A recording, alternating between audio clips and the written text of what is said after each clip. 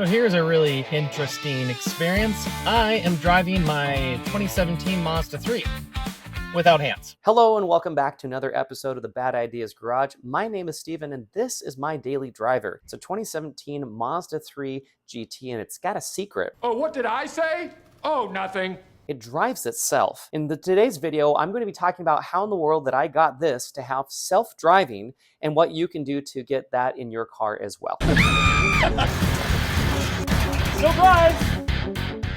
So I bought this car brand new in 2017 and it's been a phenomenal car. However, as technology has been getting better, I'm thinking about what should I be driving as my daily driver. So maybe you have seen the video where I'm driving my fake Mustang, the Mustang Mach-E, and that car is really cool. Don't worry, I have a 454 V8 to kind of balance things out a little bit. But that car has what's called Blue Cruise, and that car legitimately on the freeway, it can drive itself. You don't have to have your hands on the steering wheel. Of course, you need to pay attention and you need to be attentive at all times. However, it is much better than the system that came with this. This system, honestly, from the factory is really not that good. It did have the adaptive cruise control, but it would not really accelerate too well when a car moves out of the way.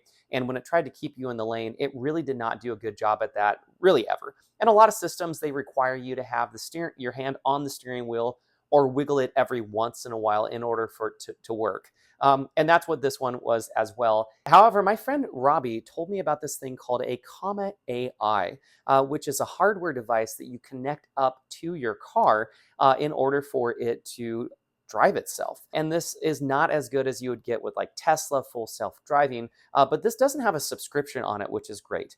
So Ford, I was able to use Blue Cruise for a year before they said, hey, you have to start paying $50 a month for this. And I'm like, well, I'm not sure if I want to do that. But the cool thing about this is it was just about $1,000 for me to get this car to end up driving itself. So what it does is it uses a combinations of the sensors that are already on the car, and then it's got a wide angle camera, and then it's got another camera, and then a driver camera facing camera as well to make sure that you are paying attention. And then it's really great. It's because it can capture video while I'm driving, and then when I pull the car in at night, it'll connect with my Wi-Fi and be able to sync videos up to the cloud, which is also very cool. The kind of crazy part about this, though, is that there are like 325 cars that are officially supported by Comma AI, and the Mazda 3 is not one of them. But I read that there are people that got the Mazda 3 to work, so I was like, well, I want to figure that out for myself. I'm always down for a good challenge. So what I did is I talked with random strangers, even though my parents told me not to do that when I was younger, but I'm a little older now.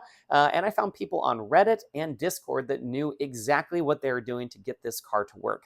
Effectively, what needed to happen is that the lane keep motor, which is in the column, so there's a specific motor that's on the column, the steering wheel column, the shaft that goes down to your electronic power steering, that has the motor in it that helps center the car back and forth. And the one that came with this car doesn't have the right firmware on it, and I believe that it's too small in order for it to have the strength to keep it where it needs to be and like turn corners effectively.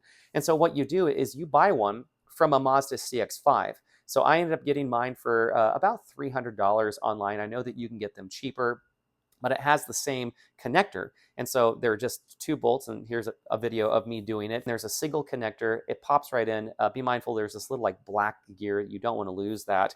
But once that was on the car, I was able to then connect up the Comma AI, and here's a video of me doing it. You basically pop off the cover where your powered mirror is. Most cars have that these days. You plug it in there, and then you take this big long wire and plug it into your OBD2 port. And once all of that was set, I had to make a couple of software changes. I end up using what's called FrogPilot rather than OpenPilot that comes with it, because there's a profile specifically for the Mazda 3 that's on there, which was really cool. And between all of this, I was just talking with random people on the internet. There's a specific Discord server dedicated to people getting this to work, which was awesome, because once I figured out how to get it to work, I was able to share with other people. And it drives really well. This particular car and my particular commute, it only will work down to 28 miles an hour, and then below that, it doesn't work. Mazda's adaptive cruise control stops at like 18 miles an hour. If I really wanted to get those to work, apparently what I can do is I can take a Mazda CX-5 camera, and I can swap out the camera that's right there.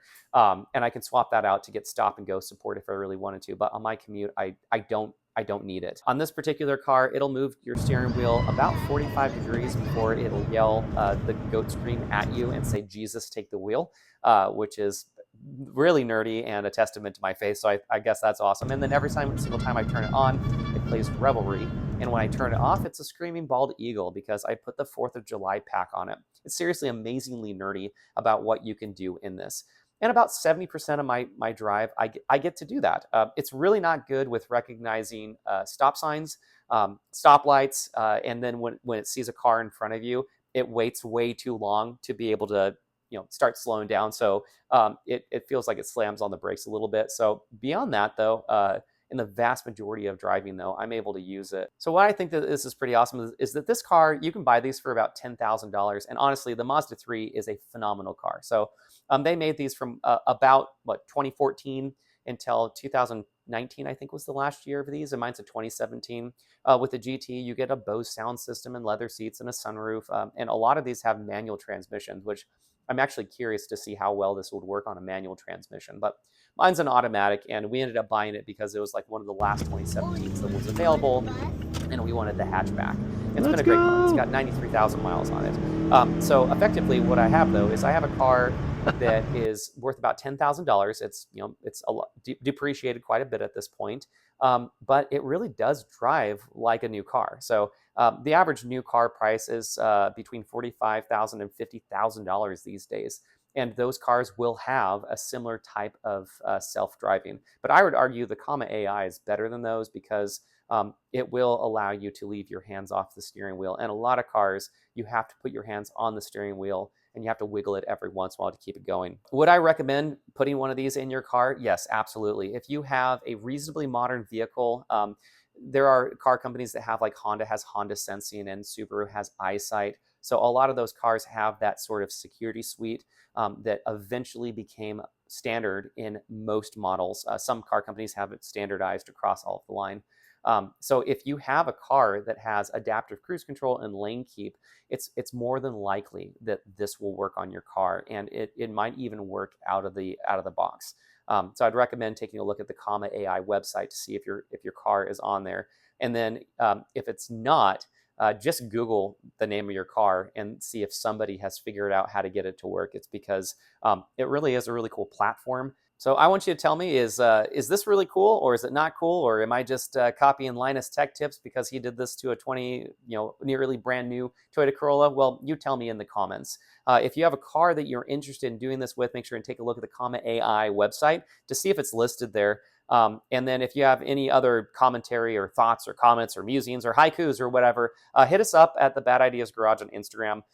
That is the easiest way to get a hold of us if you have any questions about your project and whatnot. So even though that this is a pretty basic car comparatively to the other things that we have in the Bad Ideas Garage, this is what I have for the daily driver. And this is one of the reasons why I can afford the fun things in all the other cars. So, and finally, remember that even with this system, you need to be paying attention all the time when you're driving, regardless of how good or bad the self-driving is in your car. Thank you, YouTube's algorithm. So go ahead and drop a like and subscribe below. Hope you enjoyed this video. We are going to be producing more content coming up about the C43 AMG that my buddy Andrew ended up putting a E55 AMG engine in it. And so I think it's going to be close to like 380 horsepower and maybe weigh about 3,100 pounds. So that car should be pretty dang fast. My EJ22 swapped 1981 Subaru, I think is going to get some professional help on the electrics because when I turn the heat on, the car will start to misfire. So I think I need some professional help with that, or just in general. I will hopefully be driving my 1981